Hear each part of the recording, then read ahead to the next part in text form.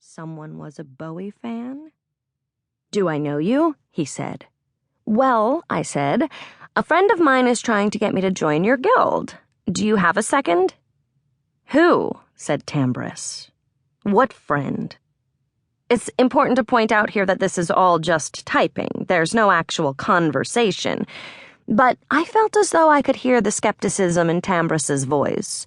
"Who would invite you?" "His real-life name is Jonah Long," I told him. Tambris frowned at me. Literally, the character frowned, and he had to type 6 extra characters to express the emotion. Why did I have to ask? "Oh, I'm sorry," I told him. "Do you not get along with Jonah?" This was the wrong question, I instantly realized. The most important thing was to get Tambris talking to me. It's not like real life where people have an obligation to communicate. One wrong word and our knife thrower would be on his merry way, especially this early in the conversation, when I was just another generic elf. But despite my wincing, he stuck around. "That wasn't what I meant, but now that you mention it, no, I don't. Jonah is not my favorite guy." "Oh, sorry." There was a pause, at which point I felt sure that Tambris was going to leave. But it didn't happen, and so I asked, "What did you mean then?"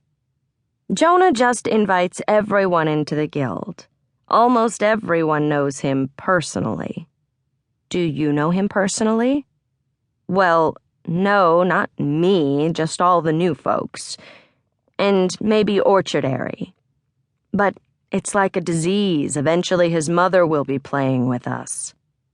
"ROTFL," I typed, even though this wasn't particularly funny.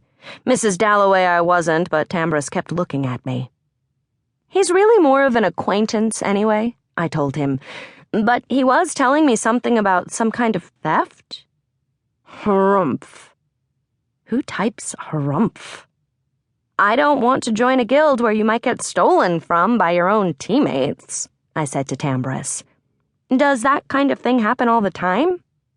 "I don't know. He's your friend." "Acquaintance," I repeated, because it seemed to me that if I wanted to keep talking to Tambris, acquaintance was the way to go, and it was true, anyway, not that it mattered. "What was he doing? Bragging?"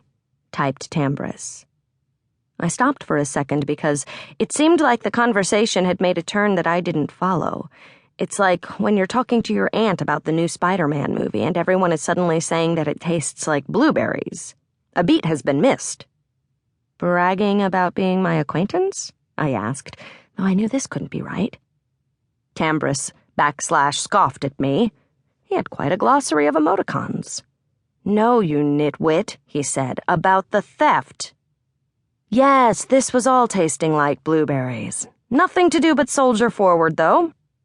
He seemed really bummed about it. He couldn't believe that someone would steal the spear. Tambris looked at me blankly. "Jonah stole the spear." "What?" "What?" "He told me it was stolen from him." "I don't know anything about that," said Tambris. "Maybe you should talk more to your acquaintance about it." And yes, he actually put the italics there. The boy was a wordsmith. But then he took off. I went to bed troubled. The warm glow of having money for rent and food didn't last nearly as long as I had hoped. I woke at 8 and began the laborious process of putting myself together for a job interview. At this point, I regarded job interviews less as a means to get a job and more as a ritualistic process of destroying the ego, the way some religions believe suffering brings you closer to God. I had a particular outfit I used for these sorts of things, my navy blue dress suit, which barely showed ketchup stains at all, and which Charisse described as thready. And also, lately, a pair of black high heels, because my mother insisted that interviewers like to see women in high heels, and at this point I would try anything. The heels were a recent addition to my arsenal, and I didn't really have the knack for them. So I was teetering around the apartment when there was a knock at my door. The shock of a visitor in the pre-noon hours nearly knocked me over, although my acumen with heels was low enough that I might have just fallen over anyway. It was a courier with a package from